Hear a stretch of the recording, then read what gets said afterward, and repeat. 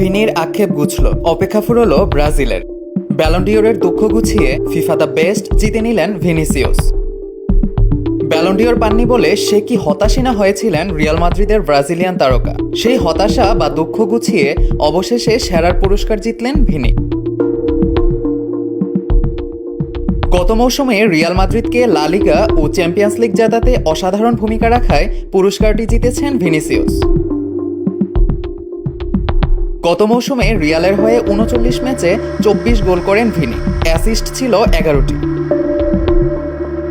১৯৯১ সালে ফিফার এই বর্ষসেরা পুরস্কার দেওয়ার রীতি চালু হওয়ার পর নানা ফরম্যাটে Romario, Ronaldo Nazario, Rivaldo, Ronaldinho ও কাকা এই পুরস্কার জিতেন।